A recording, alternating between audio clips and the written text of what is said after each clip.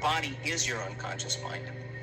In a sense, if you're sitting down and you start thinking about some future worst case scenario that you're conjuring up in your mind, and you begin to feel the emotion of that event, your body doesn't know the difference between the event that's taking place in your world, outer world, and what you're creating by emotion or thought alone.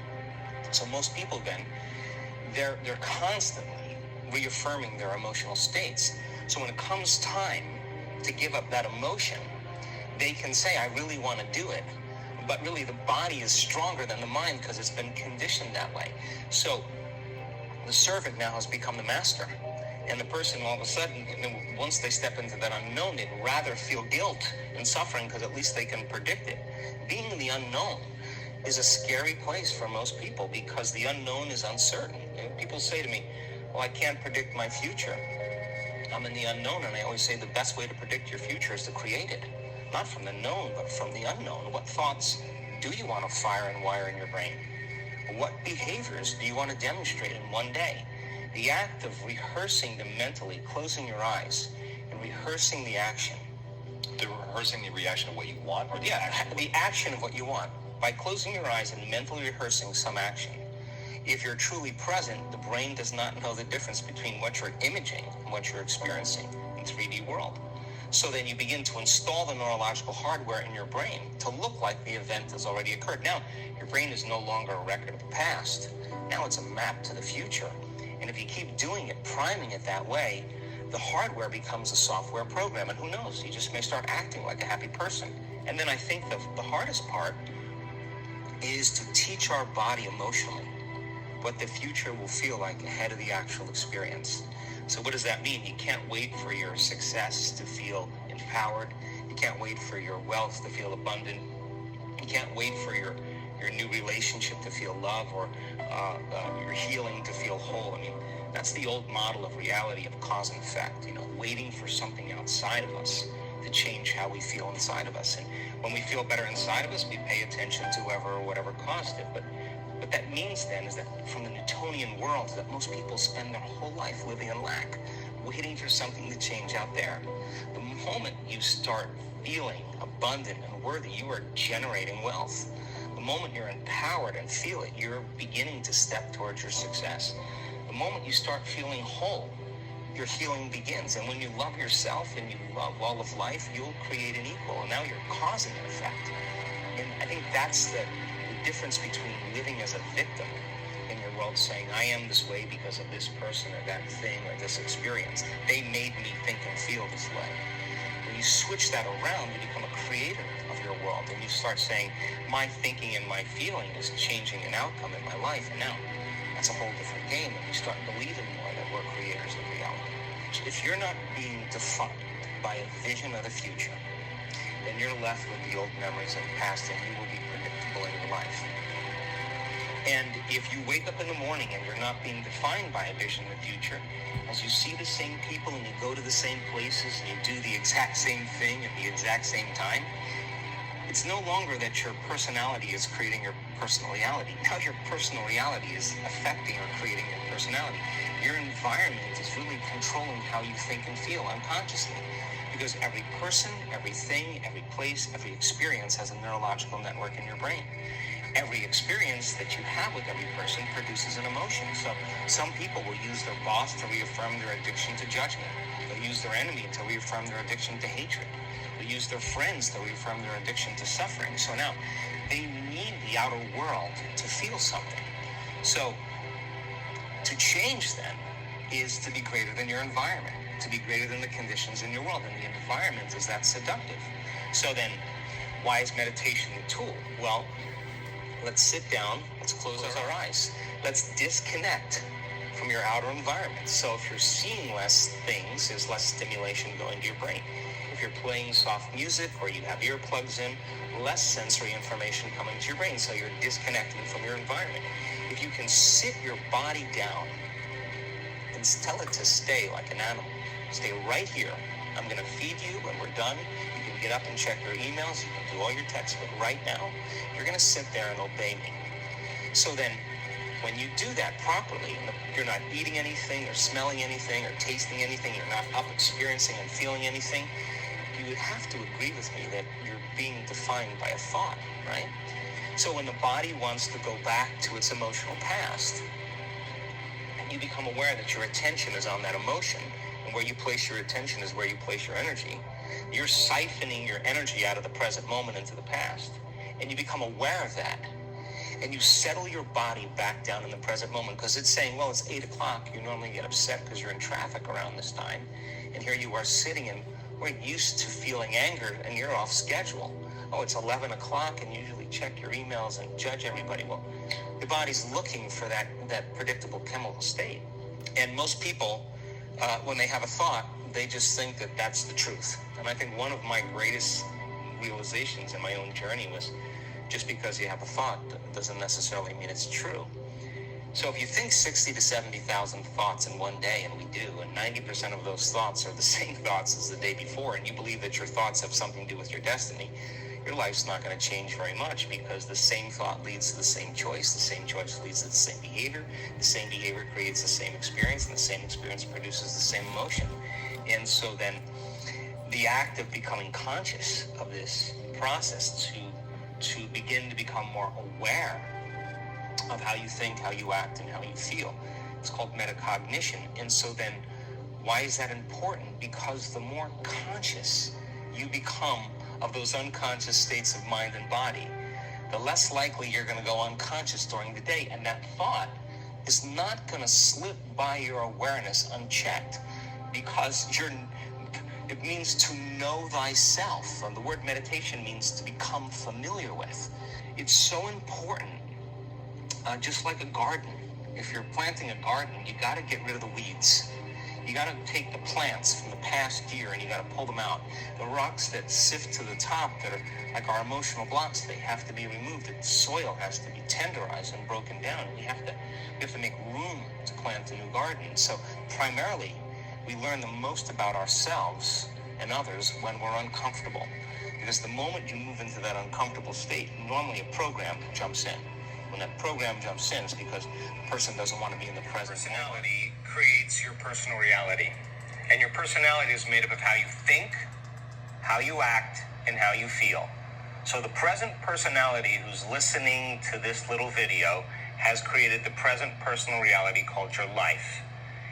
Which means then, if you wanted to create a new personal reality, a new life, you would have to change your personality. That means you'd have to start thinking about what you've been thinking about and change it. It means you'd have to become aware of your unconscious habits and behaviors and modify them. And you'd have to look at certain emotions that keep you connected to experiences in the past and decide, do these emotions belong in your future? The beauty behind this is that when you begin to change how you think, how you act, and how you feel, you should begin to see changes in your life. And I recommend that you try it out. I think primarily 90% of the time we think the same thoughts as we thought the day before.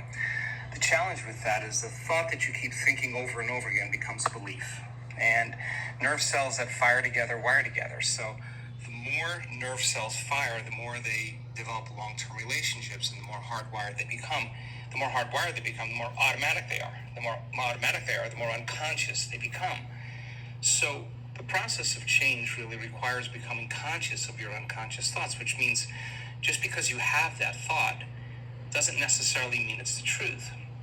If you have that thought and you accept it, you believe it, you surrender to it without analyzing it, that thought will lead to the same choice, which will lead to the same behavior, which will create the same experience, which then will produce the same emotion. The same emotions then drive our very same thoughts. In time, our biology, our neurocircuitry, our neurochemistry, our hormones, and even our gene expression stays the same because we're the same. So in the process of change, when you come up against that unconscious belief and you make it conscious, most people get uncomfortable when they confront that thought. And they're stopping an automatic process. And the body, which has been conditioned to be the mind because it's doing something over and over again, that's a habit, is craving the experience because it wants the emotion associated with it, right? So the thought of being unworthy produces the feeling of being unworthy. That feeling then, when the person feels unworthy, tends to cause the person to think more unworthy thoughts. It only takes a thought and a feeling, an image of yourself and an emotion, a stimulus and response, and you can condition the body to memorize that behavior and that emotional state better than the conscious mind. So the moment we inhibit that thought, or the moment we become conscious of it and we no longer accept it, there's a biological craving that takes place in the body because the body has been conditioned to be the mind. So the body starts influencing the mind to think more corresponding thoughts equal to that feeling. So here comes the assault. That you're not only unworthy, you're everything else that goes along with that feeling. And this is where people have to make up their mind if they truly want to change. Because if you decide to confront that thought and make a different choice, get ready, because you're going to feel uncomfortable. It's going to feel unfamiliar. And there's going to be some uncertainty because you're stepping out of familiar territory.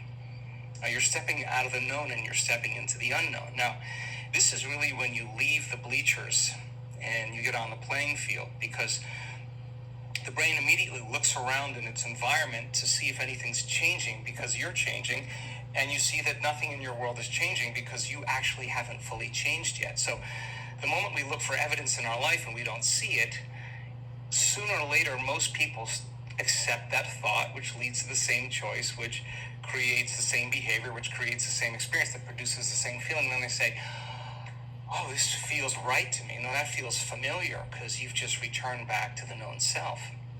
I think that when people truly want to make up their mind to change, and they become so conscious of those unconscious thoughts, they would never go unconscious to them again.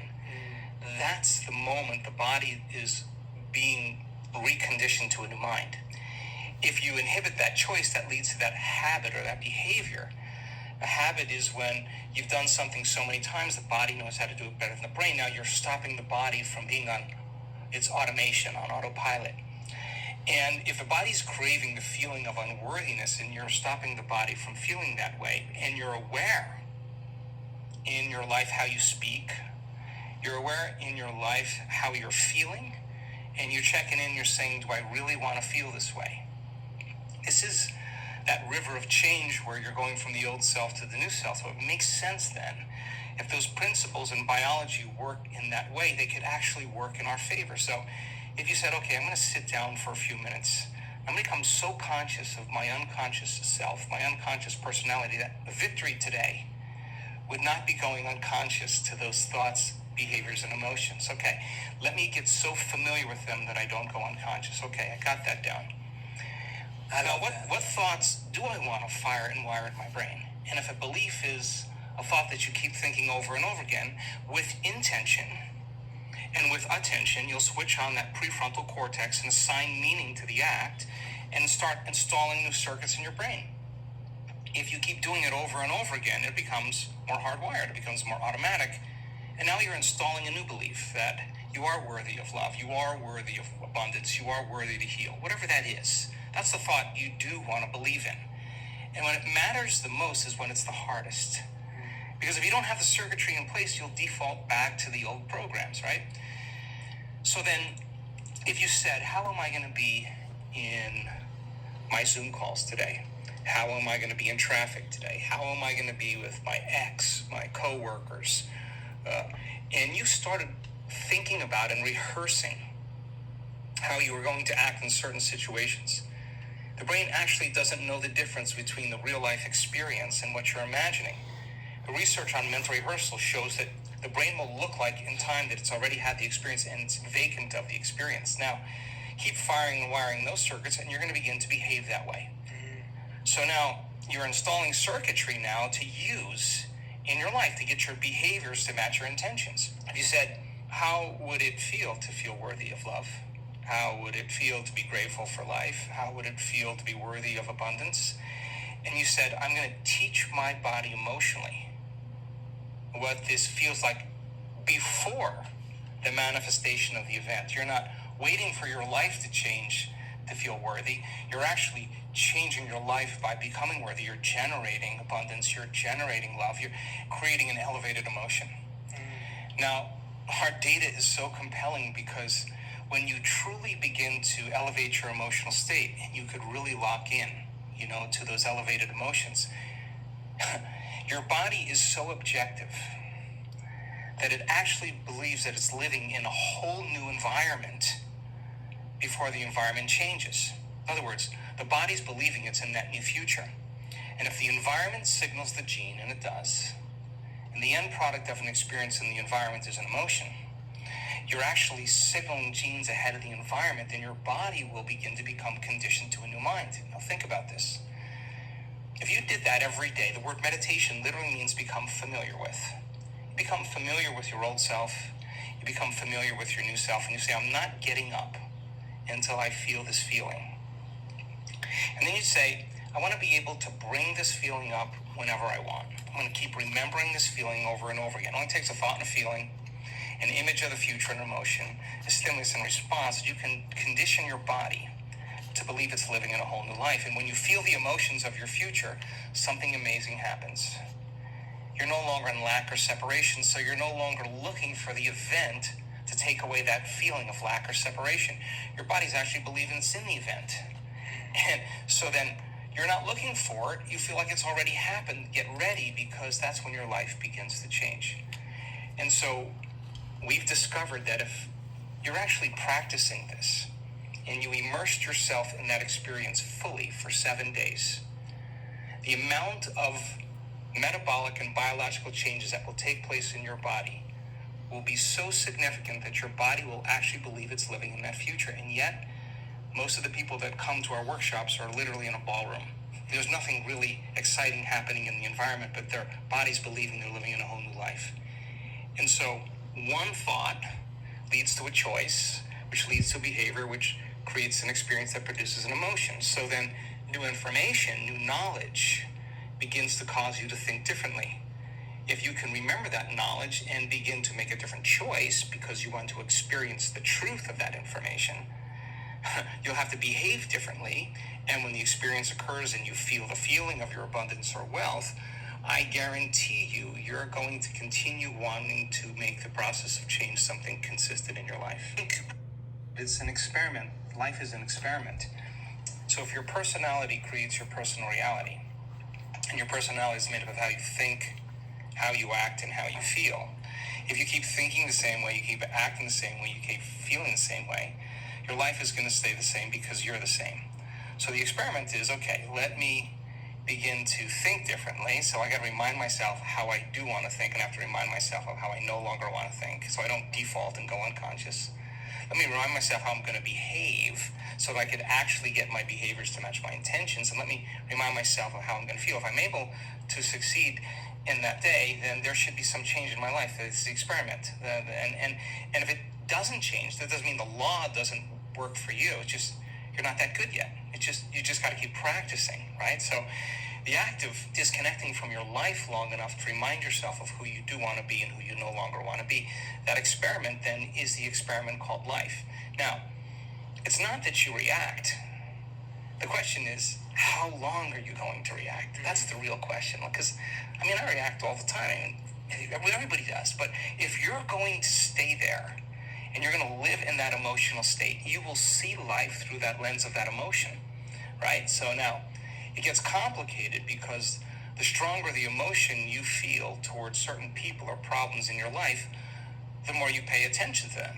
And where you place your attention is where you place your energy. So from a purely biological as well as quantum state, we could say then you're using that person or that circumstance to reaffirm your dependence on feeling that emotion. So you have to hate your enemy.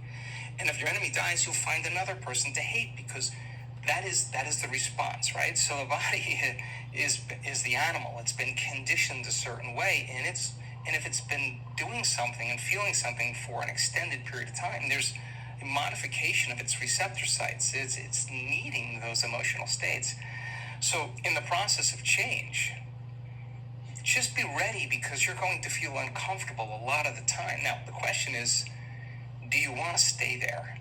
So then most people think they don't have any control over their emotional state. They think, I'm just this way and I feel this way. Well, we actually can show people that that's not the truth, that When it's the hardest, it matters the most. And if you're able to really work and train your body like you're training an animal to stop feeling one way and start feeling another way, if you believe that you're an eternal being, let's just say that, just most religions talk about we're eternal, and most sects of thought, only a few that don't. Whether you're going to heaven or hell or nirvana or on the wheel, you're pretty much going to be around for a long time. That moment matters so much in the light of eternity, because that's the moment you make up your mind to no longer be defined by your past. Why are you being defined by your past? Because emotions are a record of the past. And so then if you're feeling that emotion, your body is believing it's back in that same experience of the past. So the more knowledge that we have and understanding that justified, valid or not, those emotions are hurting no other person but you, because the long-term effects of living by those emotional states, those survival states, are actually down-regulating genes and creating diseases. Sooner or later, you're going to have to ask yourself, is this loving to myself? And forgiveness is just when you overcome the emotion, you take your attention off that person or that problem, and you're freeing yourself and you're freeing them. So people do the best with what they think is available. That's my belief. And if you're unaware that you can control your emotional states, you'll rely on something outside of you to do that, whether it's a computer game, whether it's a Netflix show, whether it's a drug, whatever it is that you need to make that feeling go away. You're dependent on your outer world. And I think that's a hypnosis. That's a conditioning. Teach people that you can actually regulate and change your emotional states. You give them the tools to literally step into a new future. So that process, of course, is extremely uncomfortable. And the question is, how long are you going to stay in that emotional state? And 50% of the story that most people tell about that past experience isn't even the truth, because they're making things up, and they're doing that so that they can justify why they haven't changed since some past event. Most people reach a point in their life where they reach crisis or disease or diagnosis or loss or betrayal, where they finally go, gosh, it's time to change. I think change is an ongoing process, and the more we change, the more we should see evidence in our life. That makes it exciting. Feelings and emotions are the end product of past experiences, and we can remember experiences better because we can remember how they feel. The stronger the emotion we have to some experience in our life, the more altered we are inside of us. The more the brain freezes a frame and takes a snapshot, and that's called a long-term memory. That image is being bossed neurologically in the brain. So then, what most people don't know is that every time they remember that event, that trauma, that betrayal, that loss, whatever it is, they're producing the same chemistry in their brain and body as if the event is occurring. So what happens over time is that conditioning process conditions the body to literally live in the past. So if a person is living by the same familiar feeling every single day, whether it's guilt or unworthiness or pain or suffering or victimization or depression or whatever it is, it's so important for them to come right up against that emotional state, because they're coming up against the known. The question fundamentally becomes, for that person, is it possible then to feel a different feeling? Now, if you cannot feel a different feeling other than the feeling that you're used to feeling, it should tell you volumes about that feeling, because it's going to influence your very same thoughts. So the research that we've done over and over again is that the only way you're actually going to reprogram your brain to work in your favor is you got to learn how to regulate your brain waves. And you know this, of course. Beta brainwave patterns are thinking brainwave patterns. It's the analytical mind. It's our critical facilities. We're in beta right now. We're aware of our bodies. We're aware of the environment. We're aware of time. The neocortex is switched on. It's what plugs us into three-dimensional reality. It's the seat of the autobiographical self. There's a lot of circuits in there from things you've learned intellectually and things you've experienced in your life. So for the most part, it's a repository of the past, right? And so 90% of those thoughts that we think being the same thoughts as the day before tend to become like automatic programs, and they become more subconscious or more unconscious. So in order for us to begin to change those programs, we got to get into the operating system. And the only way to do that is we got to slow our brainwaves down in that thinking neocortex. The challenge for most people is they have so many demands in their life. They have so many emotional responses to circumstances in their life that they're living in a state of stress and living in a state of survival. In a state of stress and survival, you don't close your eyes. You got to keep your eye on the ball. You got to keep your attention on the outer environment. So their brains tend to work in a higher brainwave pattern, a mid-range or high-level beta brainwave pattern. And that's like driving your sports car in first gear. It's a lot of energy for the brain. So learning how to regulate and slow your brainwaves down is something that we've been very, very interested in. When you teach people how to do that, it could become a skill. And when the brain starts to relax and it moves into less of that chatter that takes place in your brain and more of kind of an imaginary state, the brain sees in pictures and images, it's more creative, we're moving into that alpha state. So now the door between the conscious mind and the subconscious mind opens up as we get beyond our analytical mind. And our analytical mind is actually what separates the conscious mind from the subconscious mind. So as you slow your brain waves down, you get into alpha, you're entering the operating system.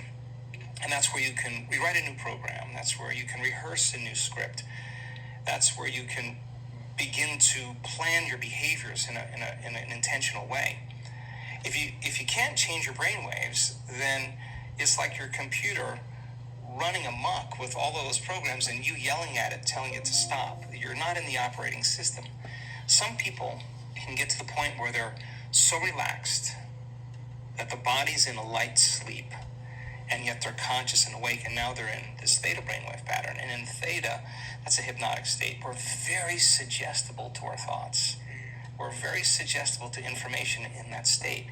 And that state then is where we see the most change take place. And so a person can literally change from the inside out when they learn how to get into the operating system. Things in emotion the same. To change then is to think greater than our environment, to think greater than the conditions in our world.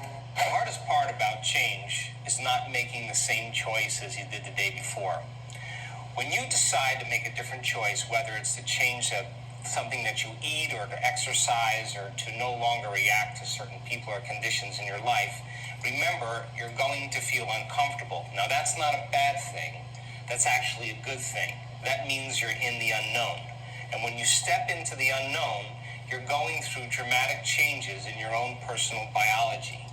When you're in that place of uncertainty, that place of unpredictability, that void, that unknown, ask yourself, what thoughts do you want to believe in and fire and wire in your brain? What behaviors would you like to demonstrate that's equal to a vision of the future? Close your eyes and rehearse them. Review every step. No different than an athlete beginning to rehearse what they're about to do. The act of rehearsing it begins to prime your brain to prepare you for that behavior in your future. And then finally, can you teach your body emotionally what that future is going to feel like before it happens? And when you begin to fall into the present moment and marry those intentions with an elevated emotion, your body is believing it's living in that future reality in the present moment, and you're changing your biology from living in your past present reality to living in your future present reality. And your job then is to be able to maintain that modified state of mind and body your entire day. And if you can, get ready, because something unusual is going to happen in your life.